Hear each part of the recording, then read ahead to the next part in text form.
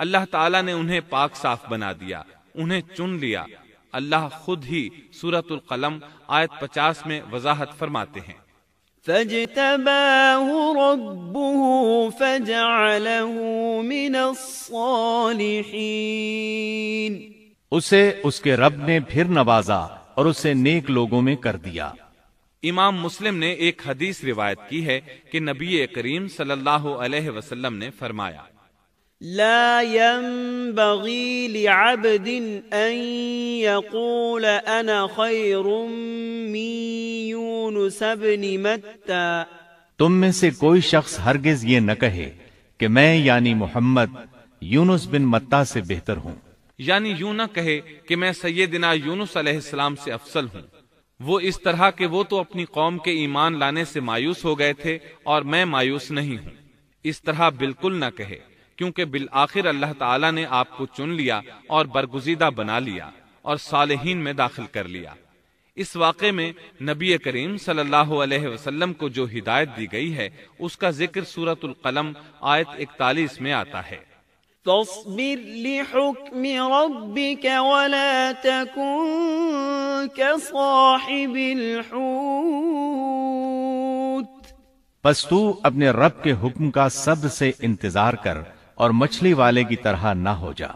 مطلب یہ کہ یونس علیہ السلام کی مانند نہ ہو جائیے جو اپنی قوم کے ایمان لانے سے مایوس ہو گئے تھے۔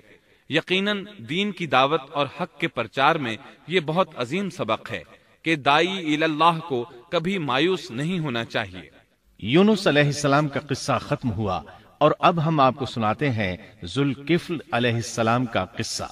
قرآن عزیز میں ذوالکفل علیہ السلام کا ذکر 2 سورتوں یعنی سورۃ الانبیاء اور سورہ صاد میں آیا ہے، لیکن دونوں سورتوں میں صرف نام مذکور ہے، مختصر و مفصل کسی قسم کے حالات کا کوئی تذکرہ نہیں ہے۔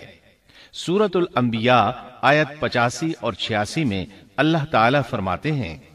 وَإِسْمَاعِيلَ وَإِدْرِيسَ وَذَا الْكِفْلِ كُلٌّ مِّنَ الصَّابِرِينَ وَأَدْخَلْنَاهُ فِي رَحْمَتِنَا إِنَّهُم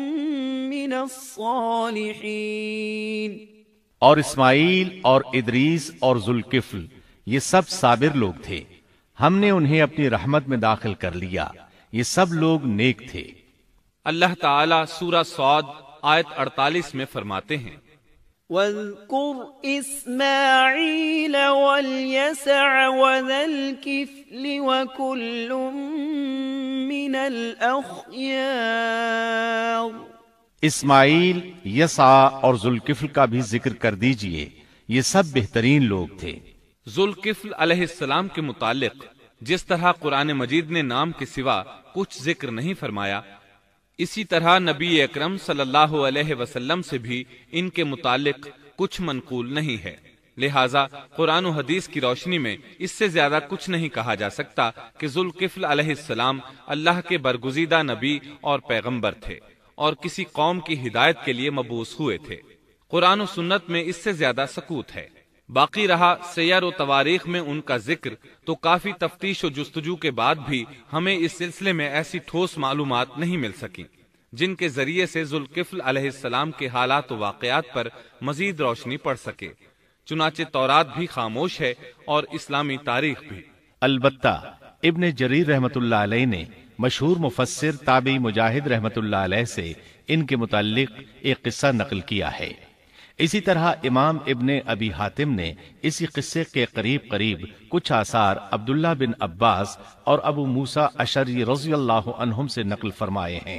یہ طویل روایات ہیں۔ ان میں ہے کہ ابن عباس اور ابو موسیٰ اشعری رضی اللہ عنہم فرماتے ہیں کہ ذوالکفل نبی نہیں تھے بلکہ وہ ایک نیک اور صالح آدمی تھے، لیکن ایک تو یہ روایات سند کے اعتبار سے ضعیف ہیں، دوسرا یہ کہ ابن عباس اور ابو موسیٰ رضی اللہ عنہم جیسے جلیل القدر صحابہ اور مجاہد رحمت اللہ علیہ جیسے عظیم تابعی سے یہ ناممکن ہے کہ وہ ذوالکفل علیہ السلام کے متعلق یہ فرمائے کہ وہ نبی نہیں بلکہ ایک نیک مرد تھے۔ شاہ عبد القادر رحمت اللہ علیہ کا موقف ہے کہ ذوالکفل ایوب علیہ السلام کے بیٹے تھے اور انہوں نے اللہ کی خاطر کسی آدمی کی ضمانت دی تھی جس کی پاداش میں ان کو کئی برس قید کی تکالیف برداشت کرنا پڑی۔ چنانچہ شاہ صاحب اپنی تفسیر موضح القرآن میں لکھتے ہیں کہ ذوالکفل ایوب علیہ السلام کے بیٹے تھے، ایک شخص کے ضامن ہو کر کئی برس قید رہے اور اللہ کی خاطر یہ مشقت سہی۔ موجودہ دور کے بعض مفسرین کا خیال ہے کہ ذوالکفل حزقیل علیہ السلام کا لقب ہے۔ ایک دوسرے مفسر کی عجیب و غریب رائے یہ ہے کہ ذوالکفل گوتم بدھ کا لقب ہے، کیونکہ اس کے دارالسلطنت کا نام کفل تھا، جس کا معرب کفل ہے، اور عربی میں ذو صاحب اور مالک کے لیے آتا ہے، اور صاحب مال کے لیے ذو مال اور مالک شہر کے لیے ذو بلد کے الفاظ کثرت سے استعمال ہوتے ہیں، لہٰذا یہاں بھی کفل کے مالک و بادشاہ کو ذوالکفل کہا گیا ہے۔ اس مفسر نے یہ بھی دعویٰ کیا ہے کہ گوتم بدھ کی اصل تعلیم توحید اور حقیقی اسلام ہی کی تعلیم تھی، مگر اس کی موجودہ صورت دوسرے ادیان کی طرح محرف اور مسخ شدہ ہے۔ لیکن یہ اقوال قیاس و آراء سے زیادہ تاریخی حیثیت سے کوئی وقت نہیں رکھتے۔ ہم اس تعصب کے قائل نہیں ہیں کہ اگر صحیح تاریخ سے یہ ثابت ہو جائے کہ قرآن نے جن انبیاء کے صرف نام ذکر کیے ہیں ان کا مصداق فلاں برگزیدہ ہستی ہے، اور اس کا انکار صرف اس لیے کر دیا جائے کہ اس سے پہلے چونکہ ایسی بات کسی نے نہیں کہی اس لیے یہ قابل رد ہے۔ یقیناً ہم اس حقیقت کو تسلیم کرتے ہیں کہ تاریخی حقائق کی جستجو کا باب بند نہیں ہوا،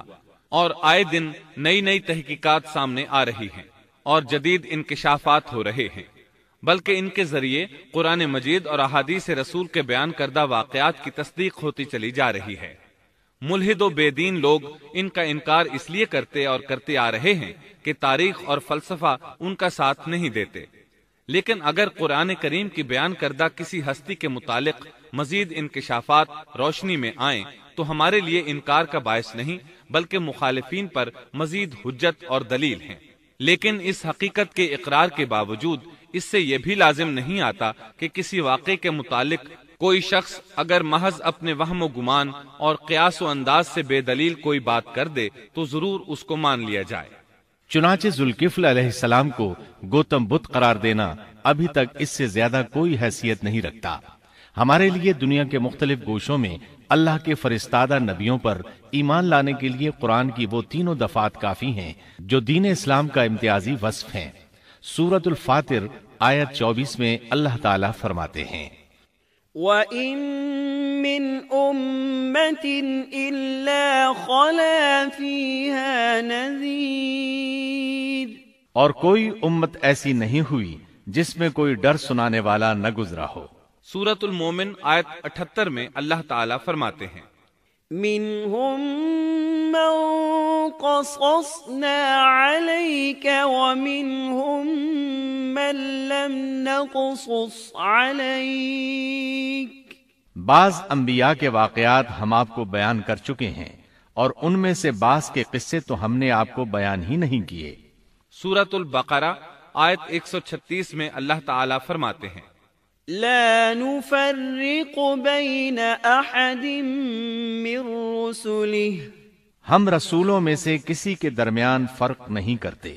اس لیے ایک مومن کا یہ عقیدہ ہونا چاہیے کہ ہم اللہ کے انبیاء میں سے کسی نبی کے درمیان کوئی فرق نہیں کرتے، یعنی تمام انبیاء پر ایمان لاتے ہیں۔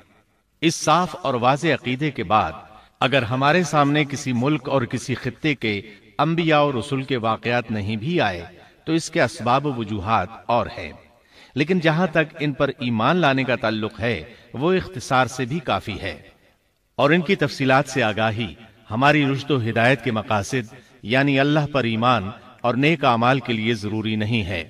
خصوصاً جبکہ اللہ تعالیٰ نے ہم پر یہ حقیقت بھی قرآن مجید میں واضح کر دی ہے کہ نبی اکرم صلی اللہ علیہ وسلم خاتم النبیین ہیں اور تمام سچے ادیان کی صحیح اور حقیقی تعلیم کی تصدیق کر کے ان کو بلند درجات کے درجہ کمال تک پہنچانے والے ہیں،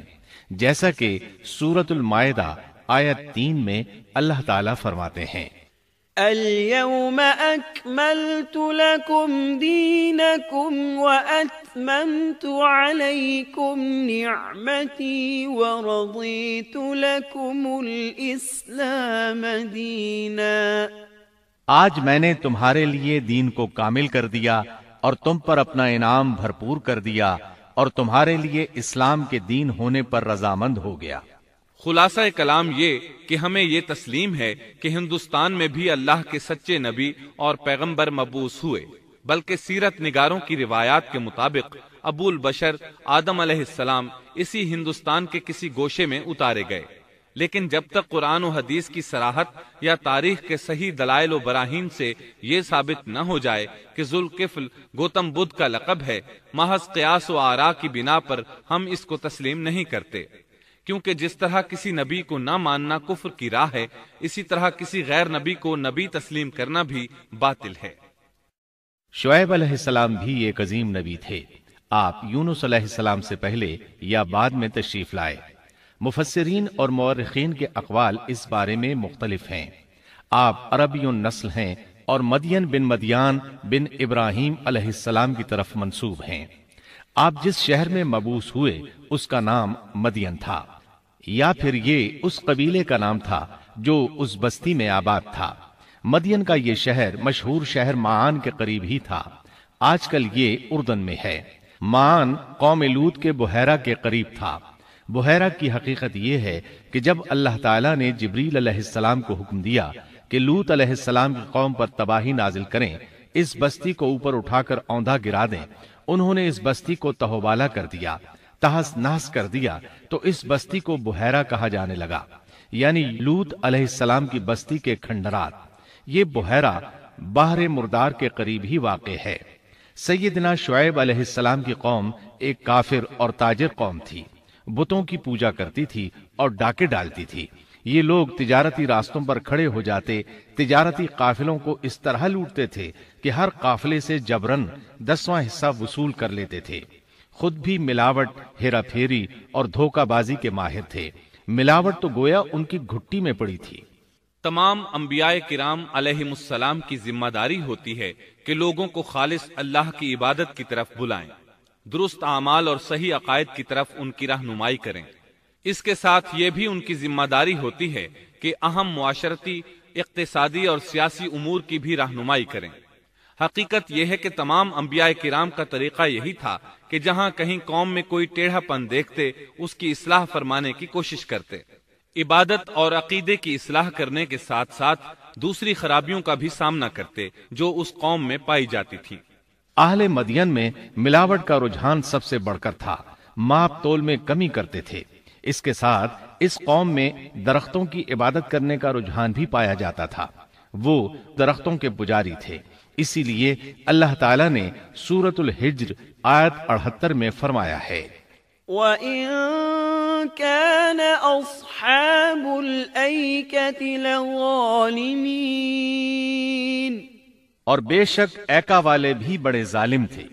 اسی طرح سورۃ الشعراء آیت 176 میں باری تعالیٰ فرماتے ہیں، كَذَّبَ أَصْحَابُ الْأَيْكَةِ الْمُرْسَلِينَ، ایکا والوں نے بھی رسولوں کو جھٹلایا۔